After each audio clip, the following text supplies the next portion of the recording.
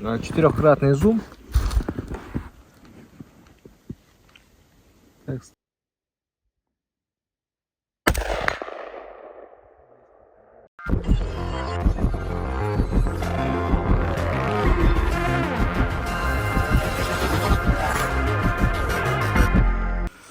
Ребята, всем привет! Долгожданный обзор на вот такие устройства. Это у нас монокуляр поисковик, тепловизионный поисковик от фирмы Infrared и тепловизионный оптический прицел для охоты Infrared. Сейчас мы сегодня посмотрим вот эти оба устройства.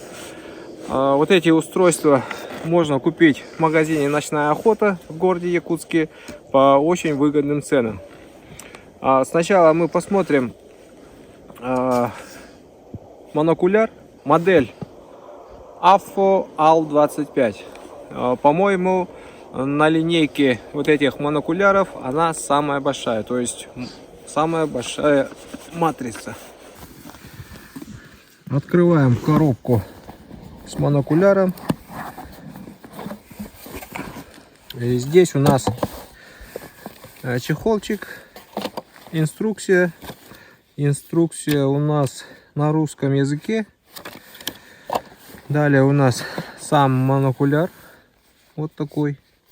Мы устройство уже осмотрели, зарядили.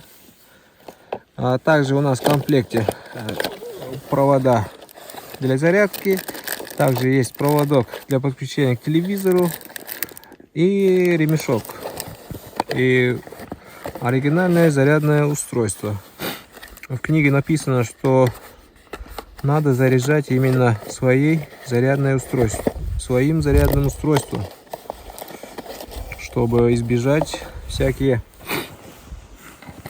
подгорания. Встроенная батарея, встроенная память своя. Устройство довольно-таки компактное, можно легко положить в карман. У нас устройство регулируется с двух плоскостях, то есть окуляр и вот объектив. Окуляр, фокус регулируется вот этой крутилкой, и можно подкорректировать фокус объектива вот этой крутилкой. Время подключения устройства, я думаю, это немаловажный фактор на охоте, когда надо подключить устройство, чтобы долго не ждать. Например, сейчас мы включаем, нажимаем на кнопку включения, нажимаем 3 секунды, слышим щелчок. 4, 5, 6, 7. Через 7 секунд мы уже можем наблюдать тепловизионным устройством. Данное устройство имеет большую матрицу, и картинка очень четко показывается. Также устройство умеет снимать, фотографировать, и для обнаружения теплового источника он очень хорошо показывает. По паспорту у него дальность работы 1200 метров, вроде, примерно. Этого вполне хватает, чтобы обнаружить, например, животное, лося, косулю, лису, даже зайца. Даже птички, воробьи, вороны, всех животных можно обнаружить с помощью вот этого устройства. Если вы знаете, в Якутии в прошлом году или позапрошлом разрешили охоту с помощью тепловизионных устройств. В первый год у нас было разрешено охотиться с тепловым устройством из вышки, но с этого года вроде, или позапрошлого, уже этот режим отменили, и сейчас можно ходовой охотой заниматься с помощью тепловизионного устройства. Устройство, что еще рассказать? Я вам потом покажу записи. Кстати, запись, по моему личному мнению, отличается немного А вот реальный вид, когда я смотрю на тепловой источник, отличается от записи. То есть запись немного хуже. Она, тепловой источник на записи чуть по-другому видно. А тут, когда мы вживую видим, у нас видно очень-очень хорошо и отчетливо. Например, если животного посмотреть, на записи она, получается, не вся светится, животное, а некоторые части. А вживую вот уже животное хорошо светится, хорошо видится. И такая проблема, как определение животного. Например, с 200-300 метров определить, либо это домашнее животное, например, кони, лошади, коровы, отличить от косули очень хорошо. А если вы помните, в прошлом году мы делали обзор на маленькое устройство T2 Pro. И с помощью этого устройства уже с дистанции 300-400 метров отличить тепловой источник, какое оно животное, было проблематично. Перейдем к этому устройству. Кстати, это устройство работает по паспорту, это 9 часов, 9,5 что ли. И однократное нажатие на кнопку включения, она уходит в спящий режим. И в таком режиме она батарею держит очень долго. То есть положил в карман, подключил, пошел на спящий режим, положил в карман. И когда надо, мы вытаскиваем и просто однократно нажимаем, и устройство сразу нам начинает показывать. Это тоже очень-очень удобно. До 7,5 часов время работы по книжке. В реальности не знаю. Так, открываем данное устройство. Оптический прицел. Тепловизионный для охоты. Если кто не знает, Infrared это китайская фирма. Завод находится в Китае. И выпускает вот различные оборудования тепловизионные для охоты. Оптический прицел представляет собой вот такое устройство. Оно не тяжелое. По весу они почти одинаковые. Имеется мягкий окуляр, крышечка своя.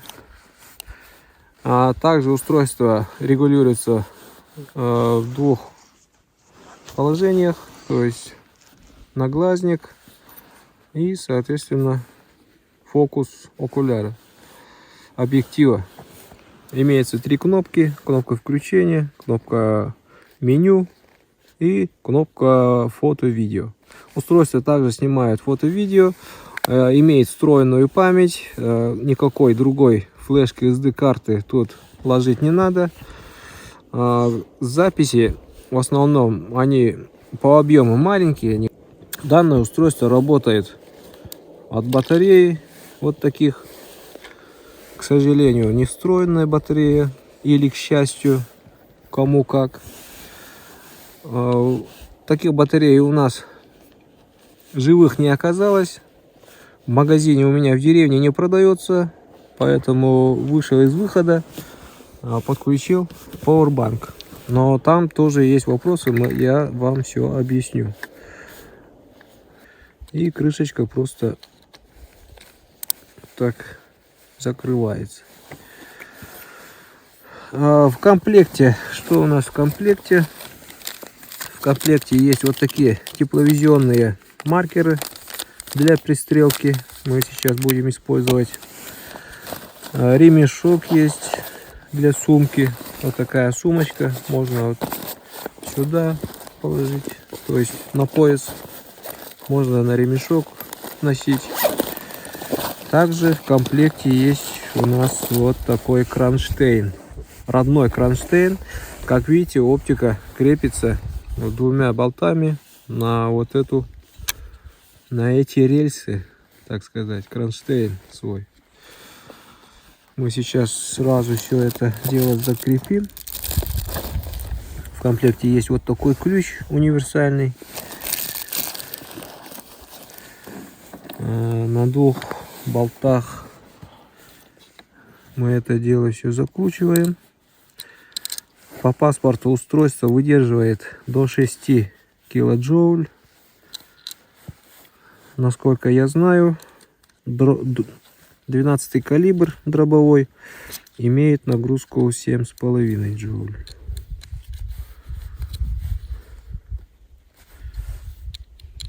Вот так на 2 болтах мы закрутили. А что очень хорошо, вот эти рельсы имеют, они быстросъемные. Вот тут кнопочки нажимаем, и вот так она становится быстросъемной. А вот этот быстросъем очень хорошо регулируется с помощью вот этого ключа. Отворачиваем вот эту стопорную гаечку, и вот так мы подкручиваем, регулируем. Я все это отрегулировал уже. У меня на сайде стоит вот такой боковой кронштейн, дешевенький, самый простой.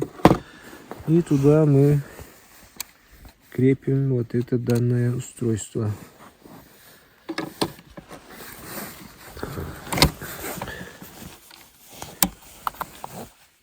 И вот так защелкиваю.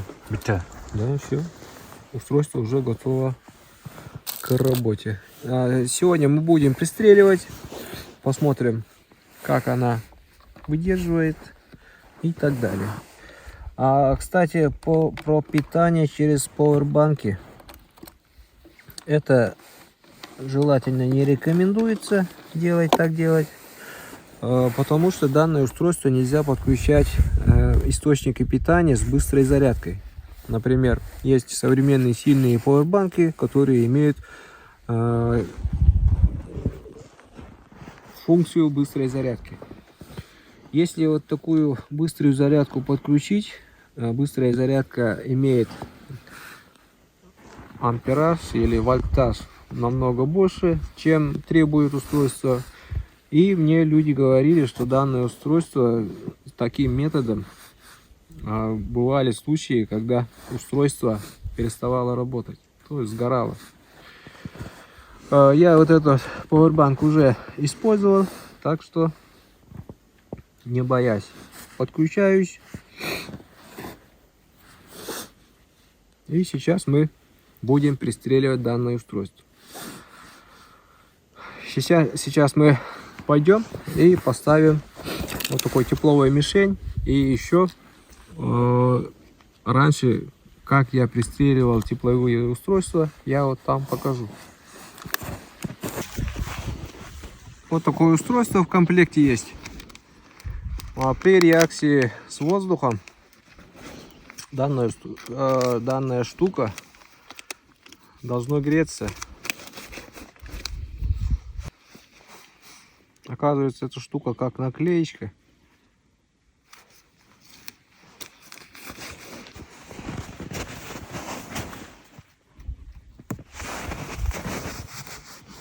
Вигляді дуже.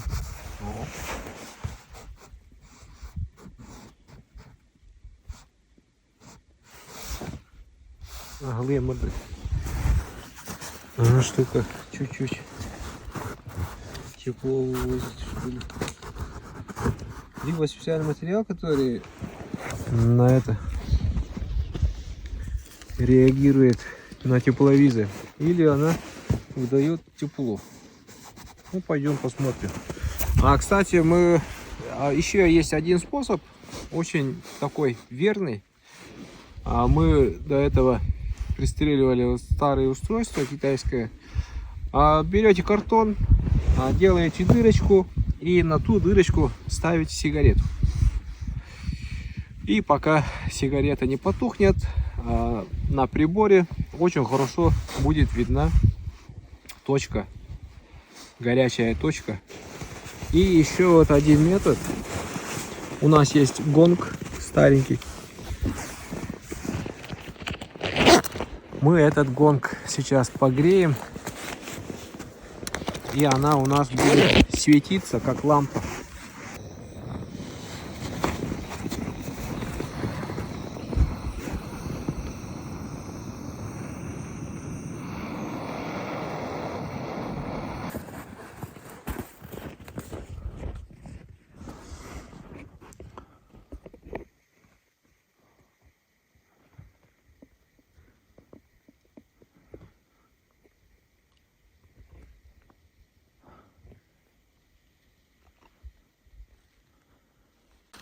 Так, данное устройство имеет четырехкратный зум. Так, ставим на четырехкратный зум. Ищем нашу мишень. Вот от той медальки.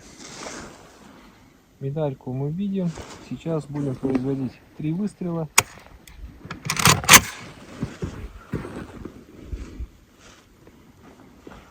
И потом мы уже скорректируем.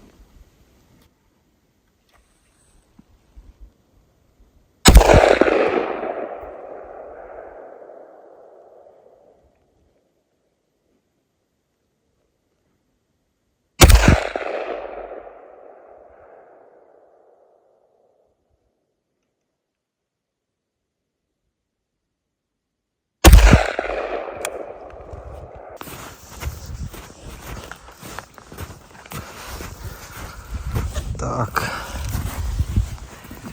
видим попадание вот тут.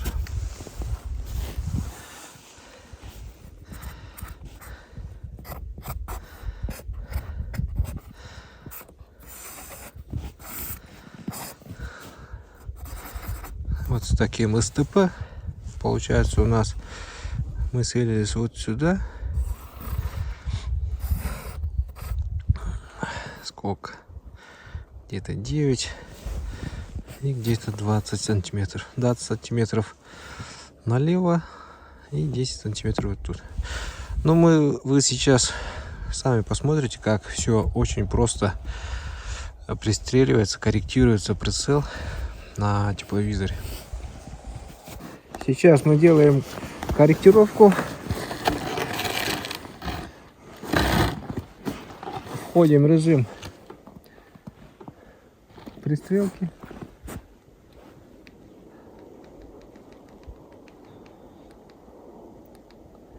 Вот так. Так, вот стоит наша мишень. И сейчас у нас попадания были где-то вот тут. Вот у нас черным лист А4 и СТП где-то на верхнем левом углу. А сейчас мне надо тогда идти вот так наверх.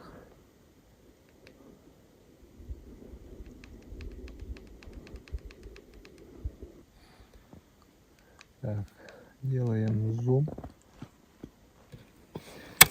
и делаем контрольные выстрелы. Вот у нас светится гонг, который мы погрели. И вот наш мишень.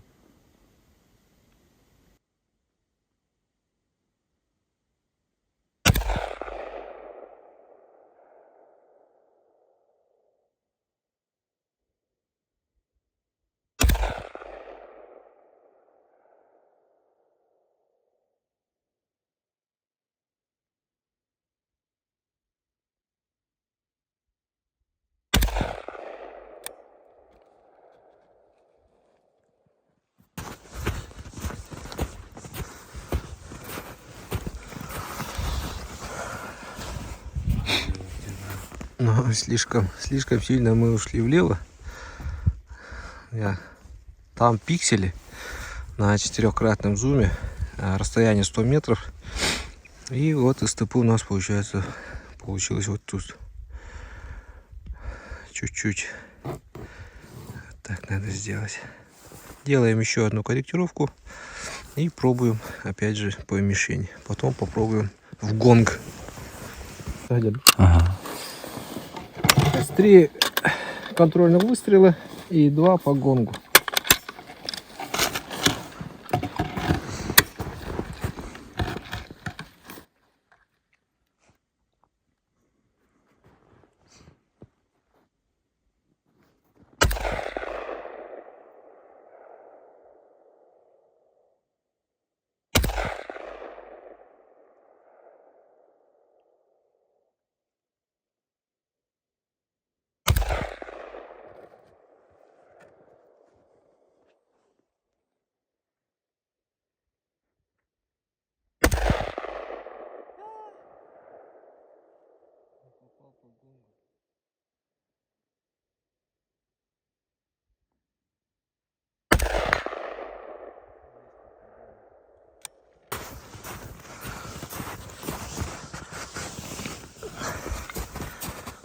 Вот попадание.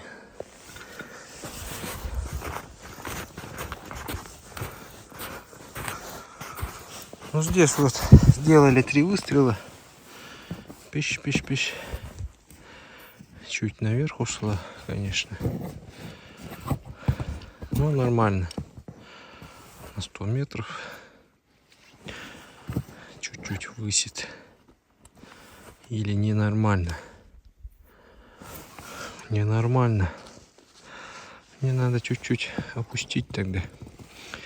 Вертикаль пойдет. Горизонт надо спустить.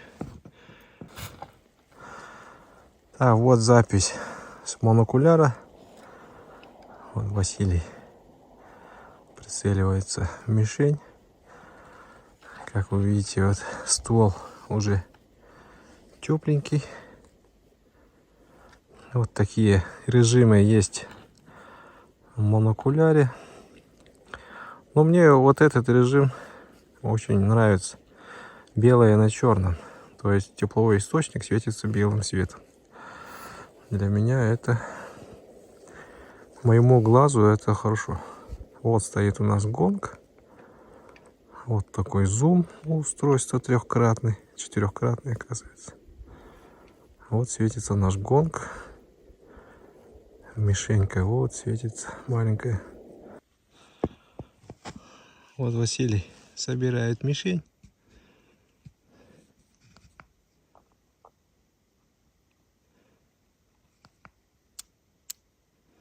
Расстояние 100 метров.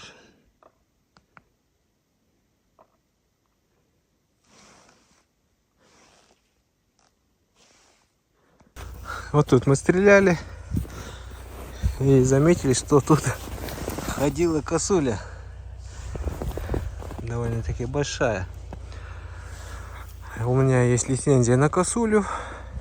И скоро мы поедем на охоту, ребята. Будем охотиться с тепловизором от фирмы Ирей. Мы приехали на поле. И на другом конце видим, стоят 2 лося, а может и не лося, кони или лошади, может коровы. Сейчас мы попробуем посмотреть на них с помощью наших устройств. Сначала смотрим через наш поисковик, монокуляр. Ставлю запись. Итак, вот наши животные. Расстояние я вам покажу, когда посмотрю на карте. И вот такой 4-кратный зум. И очень хорошо нам видны животные, которые стоят на расстоянии. Картинка очень хорошая. Данное устройство тоже имеет различные режимы показа. Белое на черном, черное на белом, красном и еще вроде цветным, что ли. Но мне нравится вот именно вот этот режим. Белое на черном.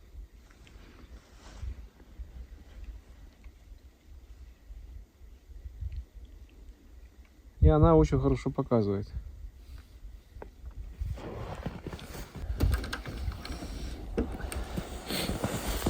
Ну вот такой получился краткий обзор данного устройства. Скоро мы обязательно поедем на охоту на косулю, потому что у нас есть лицензии на косулю. И покажем, как будет работать данное устройство вместе с поисковиком. Понятно, что нацепив на ружье, нам для поиска будет очень трудно, потому что смотреть через ружье все это сложно. Человек истощается. Если мы делаем ходовую охоту на 5-10 километров, то постоянно глядеть через оптический прицел, искать, это будет проблематично. Поэтому монокуляр, как поисковик, очень легко можно идти и смотреть, обнаруживать, определять и добывать. Так что, ребята, если вам интересно вот данное устройство, продается в магазине «Ночная охота» в городе Якутске. Контакты будут в описании. Подписываемся на канал, ставим лайки. Скоро мы едем на охоту. Всем удачной охоты, удачи, здоровья, любви. До свидания. Углубляться в глубоких настройках устройств я не буду, потому что основную работу я показал. Есть тонкие всякие настройки, там по компас, GPS, там яркость экрана, яркость показа. Можно корректировать тепловой режим, то есть сильно показывать, слабее показывать и так далее. Вот тонкие настройки я не делал. Как взяли по умолчанию с заводскими настройками, так мы и использовали. Этого для нас хватает, чтобы нормально использовать устройство. Данное устройство мы, если вам интересно, наверное, скоро напишите комментарий, если вам интересно. Вот у Василия есть карабин в калибре 308, и мы попробуем на этом калибре поставить, пострелять, как она себя там покажет. Сегодня у нас времени не хватило, поэтому мы пристреляли ее только на 2.23. Так что, если интересно, пишите в комментариях, на какой калибр хотели бы вы испытать данное устройство, оптический прицел фирмы Infrared.